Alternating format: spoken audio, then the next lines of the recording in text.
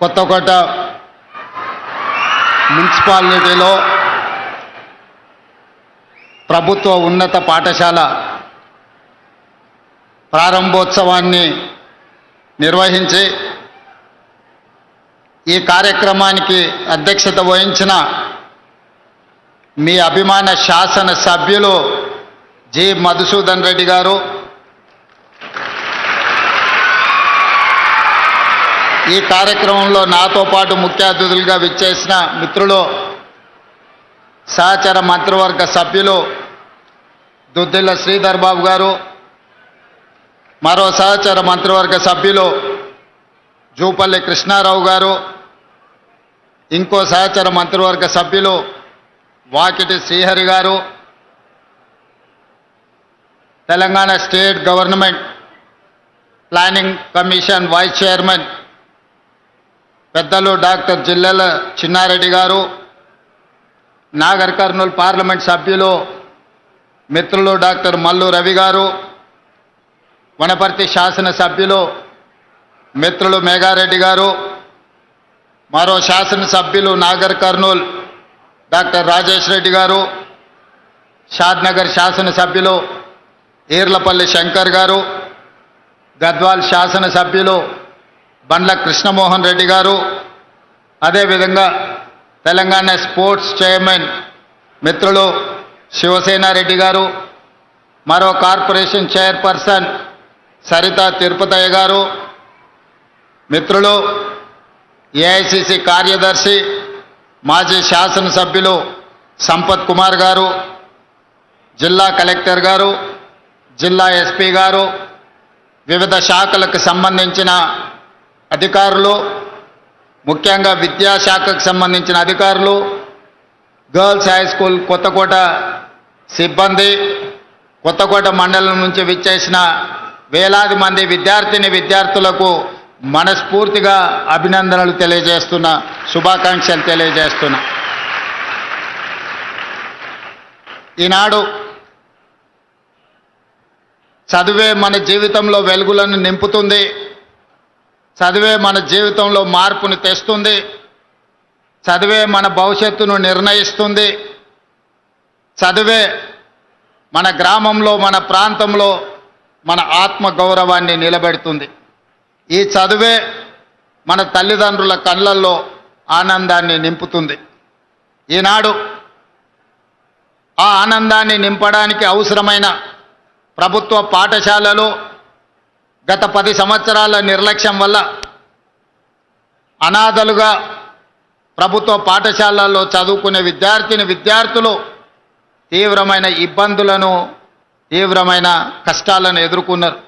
అందుకే తెలంగాణ రాష్ట్రంలో ప్రజాపాలన ప్రభుత్వం ఏర్పాటు చేసిన తర్వాత డిసెంబర్ 7, 2023 నాడు బాధ్యత స్వీకరించిన తర్వాత ప్రభుత్వంలో చాలా కీలకమైన శాఖలు, రెవెన్యూ కావచ్చు, ఫైనాన్స్ కావచ్చు, ఐటీ అండ్ ఇండస్ట్రీస్ కావచ్చు, ఇరిగేషన్ కావచ్చు, రకరకాల పెద్ద పెద్ద శాఖలు ఉన్న అనుభవం కలిగిన సీనియర్లకు ఈ శాఖలను కేటాయించి తెలంగాణ విద్యాశాఖను ముఖ్యమంత్రిగా నేను నా దగ్గరే పెట్టుకున్నా. ఆనాడు చాలామంది మీరు revenue, finance, IT and industries లాంటి శాఖలు తీసుకుంటే బాగుంటుంది కదా, ఎవరైనా ముఖ్యమంత్రులు ఈ విధంగానే తీసుకుంటారు, గతంలో ఉన్న పాలకులు రెవెన్యూ, ఫైనాన్స్ లేదా ఐటీ అండ్ ఇండస్ట్రీస్ ముఖ్యమైన శాఖలన్నీ వాళ్ళ దగ్గరనే పెట్టుకున్నారు, వాళ్ళ కుటుంబ సభ్యుల దగ్గరనే పెట్టుకున్నారు, మీరెందుకు విద్యాశాఖను పెట్టుకున్నారని నన్ను చాలామంది అడిగినారు.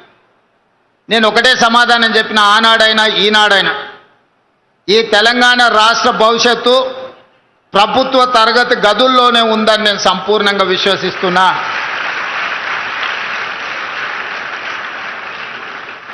కొట్లాడి తెచ్చుకున్న తెలంగాణ, వందలాది మంది పిల్లలు త్యాగాలు చేసి తెచ్చుకున్న తెలంగాణ, ఎవరు ఫాలో చేయడం, అసమర్థులు పరిపాలనలో ఉండడం శాశ్వతంగా ఈ తెలంగాణకు తీరని నష్టం చేకూరుస్తుంది.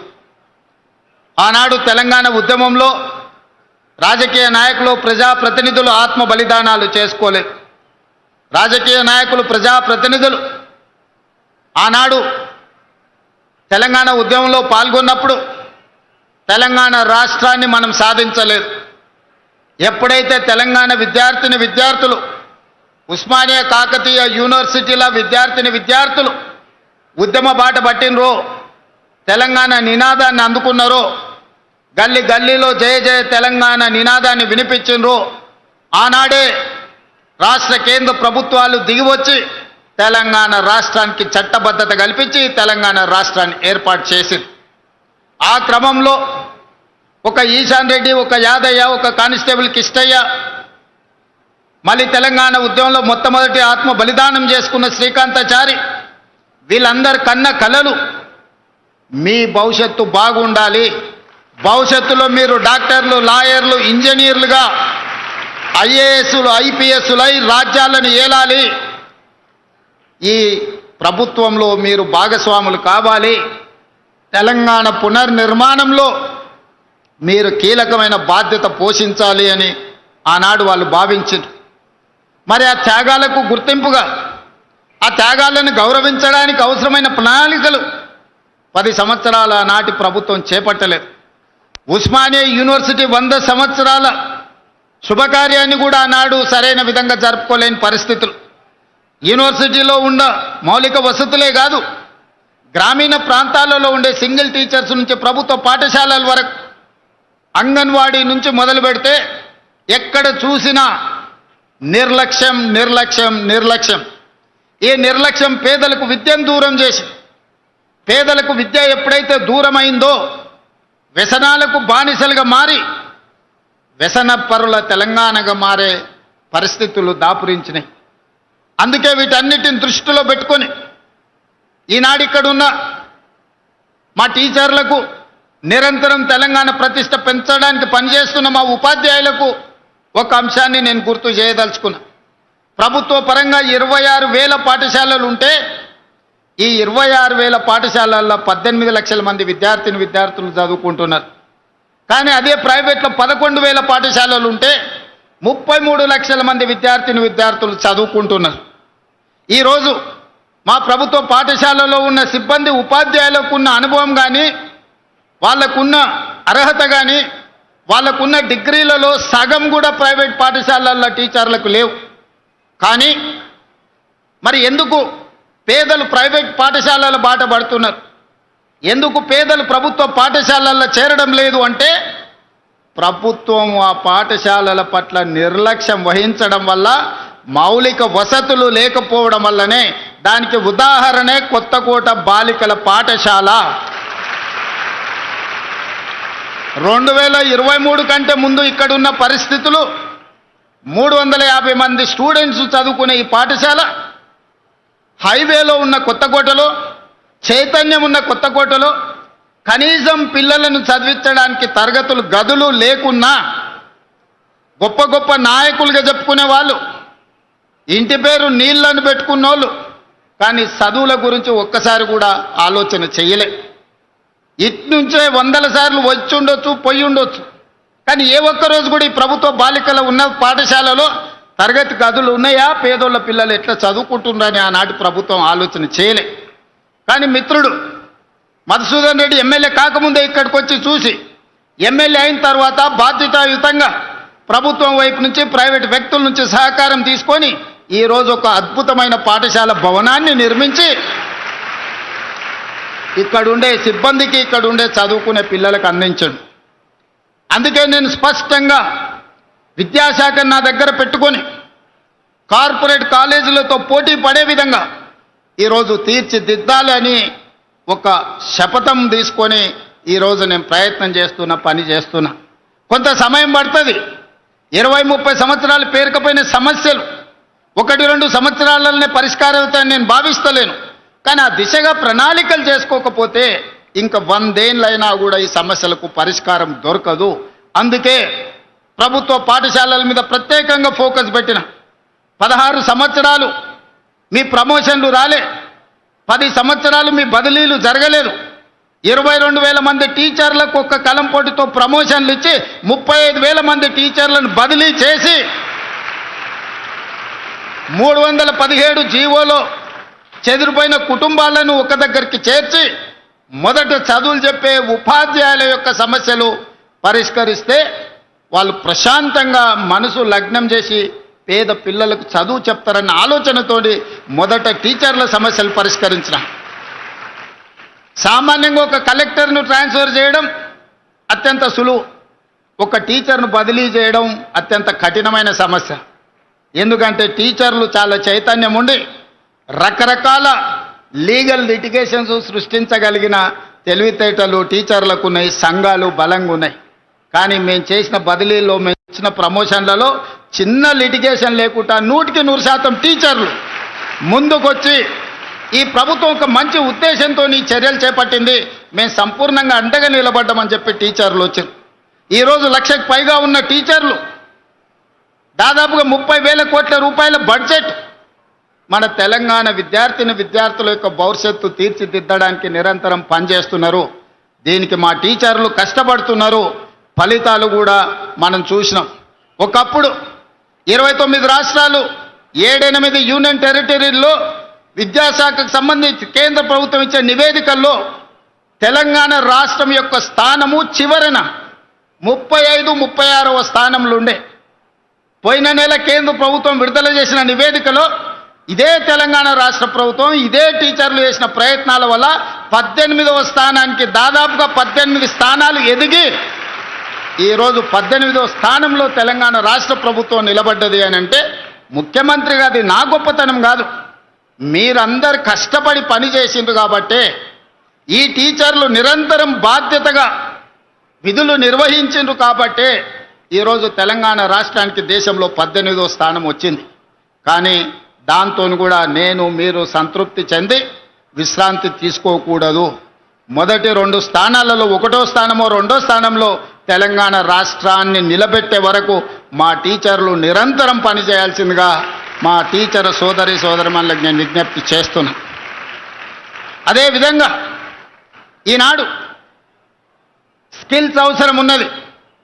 మీ అందరికీ తెలుసు, ఒకప్పుడు కంప్యూటర్ సాఫ్ట్వేర్ ఇంజనీర్ అయిందంటే భవిష్యత్తు బాగుంటుంది, అమెరికాకి వెళ్తాడు, డాలర్లు సంపాదిస్తాడు, మాకు ఉజ్వల భవిష్యత్తు ఉంటుందని. ఇవాళ అమెరికాలో ఆర్టిఫిషియల్ ఇంటెలిజెన్స్ టెక్నాలజీ విప్లవం వచ్చి ఉద్యోగాలు పోయి అమెరికాకి వెళ్ళిన పిల్లలు వెనక్కి వస్తుంటే తల్లిదండ్రులు దిగాలుతో కూర్చుంటున్నారు. మరి దీన్ని ఎదుర్కోవడానికి మనం సంసిద్ధత తయారు చేయాలి కదా. అందుకే ఈరోజు వైట్ కాలర్ జాబులు పోతుంటే బ్లూ కాలర్ జాబులు అందించాలి. బ్లూ కాలర్ జాబులు అంటే సాంకేతిక నైపుణ్యం, శిక్షణతో కూడుకున్న నైపుణ్యం. అందుకే ఐటీఐలను 1956లో ప్రారంభిస్తే ఆ రోజున్న సిలబసే ఈ రోజు వరకు నడిపించినాం. ఆనాడు డీజిల్ కారుకు మెకానిక్ అంబాసిడర్ కార్లు రిపేర్ చేసే అప్పుడు నేర్పించింది.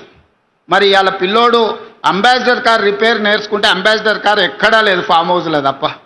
అక్కడికి ఆయన రానియడు, మనోడు రిపేర్ చేయడు. అది రిపేర్ చేసినా బాగుపడేటట్లేదు. అందుకే అంబాసిడర్ కార్లను రిపేర్ చేయడం కాదు, ఆడి BMW బెంజ్ కార్లు ఈవీ కార్లను ఏ విధంగా రిపేర్ చేయాలనో, దానికి బ్యాటరీలను ఎట్లా తయారు చేయాలనో, ఈవీ వెహికల్ని మనం రోడ్డు మీదకి తేవాలంటే బ్యాటరీ అంతంత కీలకం.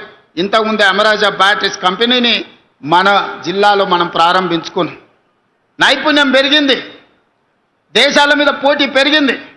ఒకప్పుడు మనం అమెరికా వైపు చూసేటోళ్ళం. ఈరోజు మన ఉద్యోగ ఉపాధి అవకాశాలు German, Japan, south Korea, China లాంటి దేశాలల్లో పెద్ద పెద్ద ఉద్యోగాలు ఉన్నాయి. మన కాళ్ళ మీద మనం నిలబడే అవకాశాలు ఉన్నాయి.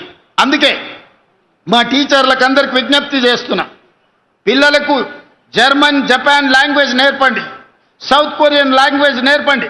బేసిక్స్ వస్తే కూడా నెలకు 2 లక్షల రూపాయలు సంపాదించుకునే పరిస్థితి ఈరోజు ఉన్నది. ఒకప్పుడు మీరందరూ చూసిండ్రు, ఐఏఎస్లు, ఐపీఎస్లు విదేశాలకు పోయేటోళ్ళు స్టడీ టూర్ అని. ఈసారి టీచర్లను విదేశాలకు పంపించడం, అక్కడున్న విద్యా వ్యవస్థను స్టడీ చేసి పిల్లలకు మంచి విద్యను అందించడానికి. పోయిన సంవత్సరం నాకు తెలిసి 50 మంది టీచర్లను విదేశాలకు పంపించి స్టడీ చేయించినాం. ఈసారి 150 మంది టీచర్లను ఈసారి మనం పంపిస్తున్నాం. ఒకప్పుడు ఐఏఎస్లు మాత్రమే విదేశాలకు వెళ్తే ఈరోజు మా టీచర్లను ఈరోజు సింగపూర్, సౌత్ కొరియా, ఫిన్లాండ్ లాంటి దేశాలలో ఎక్కడైతే విద్య అద్భుతంగా పేదలకు అందిస్తుందో ఆ రాష్ట్రాలకు టీచర్లను పంపిస్తున్నాం. స్టేట్ ఫార్మేషన్ డే రోజు బెస్ట్ పర్ఫార్మ్డ్ టీచర్లకు అవార్డ్స్ ఇవ్వాలని ఈరోజు నిర్ణయించుకున్నాం. అదేవిధంగా పాఠశాలల్లో చదువుకునే పిల్లలకు ఒకప్పుడు బట్టలు ఎప్పుడో లేకపోతే చెప్పులు ఎట్లుండేటో తెలియని పరిస్థితులు. ఈరోజు తెలంగాణ ఎడ్యుకేషన్ కిట్ పేరు మీద 9 వస్తువులతోని స్కూల్ బ్యాగ్, స్పోర్ట్స్ డ్రెస్, 2 జతల బట్టలు అన్ని రకాల ఇవ్వాలి అని ఈరోజు ప్రభుత్వం నిర్ణయం తీసుకుంది. దానికోసం దాదాపుగా 1000కి పైగా కోట్ల రూపాయలు ఖర్చు పెట్టి జూలై ఎండింగ్ 15th ఆగస్టు లోపల 27,50,000 మంది విద్యార్థులకు ప్రతి ఒక్కరికి 9 వస్తువులతో తెలంగాణ ఎడ్యుకేషన్ కిట్ 15 ఆగస్టు లోపల మీకు ఇవ్వబోతున్నాము. 27.5 లక్షల మంది విద్యార్థుల అభిప్రాయం వాట్సాప్లో లోడ్ చేసి మీకు వచ్చిన వస్తువులు బాగున్నాయా, బాగలేవా, మీ అభిప్రాయాలు చెప్పే విధంగా ఈరోజు విద్యాశాఖను తీర్చిదిద్దుతున్నాం. అందుకే మిత్రులారా, ఎవరైనా మిమ్మల్ని ప్రభుత్వ పాఠశాలలో చదువుకుంటే ఏమవుతారు, గవర్నమెంట్ స్కూల్కి వెళ్తే ఏం కారు కదా అని చెప్తుంటారు. మీరు ఒక్క మాట చెప్పండి, ఆ విధంగా మాట్లాడే బంధువులకైనా మిత్రులకైనా ఎవరికైనా ప్రభుత్వ పాఠశాలలో చదువుకుంటే తెలంగాణ రాష్ట్రానికి ముఖ్యమంత్రి కావచ్చని నన్ను చూపించండి. నేను ఎక్కడి నుంచో ఊడిపడలే, నేను ఆకాశంలో నుంచి అద్భుతంగా కిందికి రాలే. ఇక్కడనే పక్కలున్న వనపర్తిలో ప్రభుత్వ పాఠశాలలో చదువుకొని తెలంగాణ రాష్ట్రానికి ముఖ్యమంత్రి అయినా ఇది నాకు గర్వకారణం. 1984 ఎన్నికల్లో నా ఇంటర్మీడియట్ ఫస్ట్ ఇయర్లో ఉన్నప్పుడు డాక్టర్ జిల్లెల చిన్నారెడ్డి గారికి యూత్ కాంగ్రెస్ ప్రెసిడెంట్కి ఎమ్మెల్యే టికెట్ ఇస్తే చిన్నారెడ్డి గారిని గెలిపించండి అని ఈ కొత్తకోట నుంచి మొదలు పెడితే ఈ నియోజకవర్గం మొత్తం గోడల మీద రాసి చిన్నారెడ్డి గారిని గెలిపించండి అని ఎన్నికల్లో ప్రచారం చేసిన నేను. ప్రభుత్వ పాఠశాలల్ని ఎవరైనా చిన్న చూపు చూస్తే వాకిటి శ్రీహరి గారిని, జూపల్లి కృష్ణారావు గారిని, డాక్టర్ జిల్లెల చిన్నారెడ్డి గారిని మీరు చూపించండి. ప్రభుత్వ పాఠశాలలో చదువుకుంటే మంత్రులే కాదు డాక్టర్లు కావచ్చు, రాణించవచ్చు. ఆ పైన ఇంకేదన్నా మాట్లాడితే మీ రేవంత్ అన్నను చూపించండి, తెలంగాణ రాష్ట్రానికి ముఖ్యమంత్రి అవుతాడని. ఈ ప్రభుత్వ పాఠశాలలే తెలంగాణ పునర్నిర్మాణంలో అత్యంత క్రియాశీలక పాత్ర పోషించాలి. ఈ ప్రభుత్వ పాఠశాలల నుంచి వచ్చిన ఈ పిల్లలే డాక్టర్లు, లాయర్లు, ఇంజనీర్లుగా, సైంటిస్టులుగా రాణించాలి. ఈరోజు పలుగు పారబట్టిన ఈ చేతులే కలం బట్టాలి, తెలంగాణ తలరాతను మారవాలి. 3 ఎకరాల భూమో, ఇందిరమ్మ ఇల్లు, షాదీ ముబారక్ మన భవిష్యత్తులో కొంతనే మేలు చేస్తాయి. కానీ ఈరోజు మీరు చదువుకుంటున్న ఈ చదువు ప్రభుత్వం అందిస్తున్న ఉదయం పూట పెట్టే టిఫిన్ కావచ్చు, మధ్యాహ్నం పెట్టే భోజనం కావచ్చు, దీన్ని పూర్తిగా సద్వినియోగం చేసుకొని చదవండి, రాణించండి. రాణిస్తే ఉజ్వల భవిష్యత్తు ఉంటుంది. మన భవిష్యత్తుకు చదువు ఒక్కటే మన జీవితాన్ని వెలుగులు నింపుతుంది. అందుకే ఇక్కడికి వచ్చిన ప్రతి విద్యార్థులకు నేను చెప్పదలుచుకున్నది ఒకటే, ఇవాళ మనం స్పోర్ట్స్ పాలసీ తీసుకొచ్చినాం. ఒకవేళ చదువులో రాణించకపోతే క్రీడల్లో రాణించండి. సిరాజుద్దీన్ వరల్డ్ కప్ క్రికెట్లో సాధించిన సిరాజుద్దీన్ చదువుకున్నది ఇంటర్మీడియట్ ఫెయిల్, 10th పాస్ అయి ఇంటర్ ఫెయిల్ అయింది. అతనికి ఒక రకంగా చూస్తే కానిస్టేబుల్ ఉద్యోగానికి కూడా అర్హత లేదు. కానీ అదే సిరాజుద్దీన్ క్రికెట్లో రాణిస్తే Group 1 DSP జాబు చట్టాన్ని మొత్తం సవరించి తెలంగాణ రాష్ట్రం ఉద్యోగం ఇచ్చింది. నిఖత్ జరీన్ మైనారిటీ అమ్మాయి, తండ్రి ఆర్థిక పరిస్థితి లేదు, నిజామాబాద్ టౌన్లో అత్యంత వెనుకబడిన కుటుంబం. కానీ అమ్మాయి బాక్సింగ్లో ఛాంపియన్షిప్ సాధిస్తే Group 1 DSP జాబ్ నిఖత్ జరీన్కు తెలంగాణ రాష్ట్ర ప్రభుత్వం ఇచ్చింది. దీప్తి జువాన్జీ పారా ఒలింపిక్స్లో మెడల్ సాధిస్తే Group 2 జాబ్ ఇచ్చినాం. ఇట్లా చాలా మందికి మొన్న ఈషా సింగ్కు 3 కోట్ల రూపాయలు ఇచ్చినాం షూటింగ్లో గోల్డ్ మెడల్స్ సాధిస్తే. అందుకే గ్రామీణ ప్రాంతాలలో ఉన్న మట్టిలో మాణిక్యాలను క్రీడాకారులుగా రాణించండి. చదువులో రాణిస్తే సరే సరే, చదువు లేకపోతే మైదానాలలో పోటీ పడండి, క్రీడల్లో రాణించండి. మీ భవిష్యత్తుకు నాది హామీ. మిమ్మల్ని తీర్చిదిద్ది మిమ్మల్ని ఉన్నత మార్గాన నడిపించే బాధ్యత తెలంగాణ రాష్ట్ర ప్రభుత్వం తీసుకుంటుంది. ఈ జిల్లాలో మనం IIIT ఇచ్చుకున్నాం, ఈ జిల్లాలో ఇంజనీరింగ్ కాలేజ్ ఇచ్చుకున్నాం, ఈ జిల్లాలో 14 యంగ్ ఇండియా ఇంటిగ్రేటెడ్ స్కూల్స్ ఇచ్చినాం, ఈ జిల్లాలో 14 Telangana residential school, Telangana high స్కూల్స్ని ఇచ్చుకున్నాం. నర్సరీ టు 12th క్లాస్ వరకు బ్రేక్ఫాస్ట్ లంచ్తో పాటు ఒక మోడల్ తెలంగాణలో ఈరోజు ఎడ్యుకేషన్ పాలసీనే మనము ఈరోజు నిర్వహించుకుంటున్నాం. అందుకే మిత్రులారా, విద్యాశాఖ నా దగ్గరనే ఉంది. ఈనాడు ఒక విద్యార్థి మీద రాష్ట్ర ప్రభుత్వం పెడుతున్న ఖర్చు 1,08,000 రూపాయలు. ఇక్కడున్న విద్యార్థులకు ఎవరికి తెలియదు. ఒక్కొక్క విద్యార్థిని మీద ఇక్కడ కూర్చున్న ఆడపిల్లల మీద రాష్ట్ర ప్రభుత్వం పెడుతున్న ఖర్చు సంవత్సరానికి 1,08,000 రూపాయలు ఈరోజు మీ మీద ఖర్చు పెడుతుంది రాష్ట్ర ప్రభుత్వం. మరి ప్రభుత్వం ఇంత పెద్ద ఎత్తున మీకోసం నిధులు కేటాయించి మౌలిక వసతులను అందించి మిమ్మల్ని చదివిస్తున్నప్పుడు మీరు జీవితంలో పైకి రావాలి. మీ తల్లిదండ్రులు మీ పెళ్లి చేయాలంటే మీరు బాగా చదువుకుంటే కట్లని లేని పెళ్ళిళ్ళు అయితే మా చెల్లెళ్ళకి అందరికీ నేను చెప్తున్నా.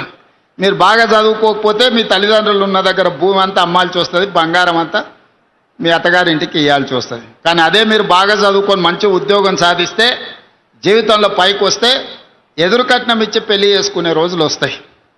అందుకే మనం జీవితంలో మంచి ఉన్నత స్థానానికి చేరాలి అనంటే బాగా చదువుకోండి. నాకు ఈ ప్రాంతం మీద ప్రత్యేకమైన అభిమానం ఉంది. ఎందుకంటే పాఠశాల వయసులో ఇక్కడనే నేను పెరిగిన ఈ ప్రాంతంతో నాకు ప్రత్యేకమైన అనుబంధం ఉంది.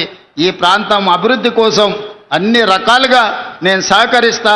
మహబూబ్ నగర్ కోసం education, irrigation and industrialisation policy తీసుకొచ్చి ఈ జిల్లాలో ఉండే సమస్యల్ని శాశ్వతంగా పరిష్కరించి మనల్ని ఎవరో దత్తత తీసుకోవడమే కాదు, ఈ తెలంగాణ రాష్ట్రాన్నే పాలమూరు బిడ్డలు దత్తత తీసుకొని అభివృద్ధి పదం వైపు నడిపిస్తారని ఆత్మ గౌరవంతో తలెత్తుకునే విధంగా రాష్ట్రంలో పరిపాలన చేసి చూపిద్దాం.